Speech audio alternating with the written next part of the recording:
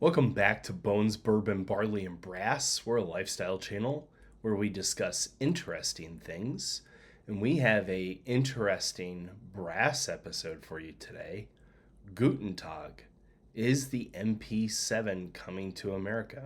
Well, we'll see. In a recent announcement from the Bundesanzeiger, which is Germany's Federal Gazette on new laws and public notices, two firearms debuted for civilian consumption. One was an SP7 in a pistol configuration, and then the other was a PCC7, which was a 24 centimeter barrel and had a rigid shoulder stock. And you'll see in the video here with the announcement photos of both, a left side view of each. Now, what does this exactly mean? Well, if you go back to TFB TV's interview with H&K USA's CEO a couple years back, there was a question posed about the MP7 and would it come to the US? And he had stated that he was 80% certain it would. Now, there's been a lot of criticism over the years that H&K doesn't listen to its civilian customer base. I would argue over the years that has changed. I think the SP5 coming to the States over the last couple of years is one example of that. You've also seen multiple iterations of the 416 as well in various barrel lengths. So, who's this firearm for? Well, I think it'll ultimately depend on price. It's going to be in the caliber 4.6x30, which is a competitor to the 5.7 caliber that the P90 takes, and now a lot of handguns take, interestingly enough. So it's not a common caliber. It's a special caliber for this type of firearm. I would argue that this firearm is probably going to be for collectors and enthusiasts due to the caliber, due to probably the sticker shock that it's going to be. I don't have MSRP pricing on what this will look like. But if you look at what a competitor might be, one could argue a 9mm B&T APC9. Those go anywhere from $1,800 on to $3,000, depending on the configuration that you get. Another competitor would be the Stryborg. Those go for about $869. And then finally, another competitor would be the FNP90 or PS90. Now you can get a barrel conversion on that and Form 1 it. The PS90 with the 16-inch barrel out the door is going to be about $1,700. If you do the barrel configuration, you're probably looking at $2,200, give or take.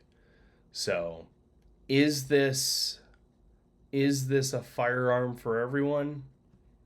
No, I don't think so.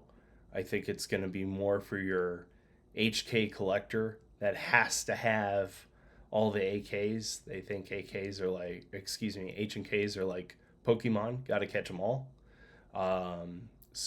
But it will be interesting to see what happens. Again, this is just a simple first step. It says in the publication they intend to that H&K intends to manufacture this and distribute it directly to the consumer.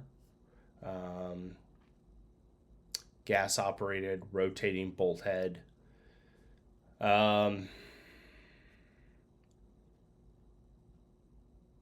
References the MP7 as its fully automatic counterpart.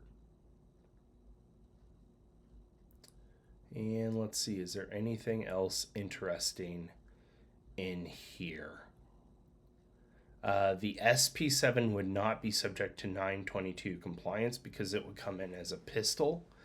The PCC7 would be interesting because it's shorter than 16 inches and one could argue it's a PDW SMG category.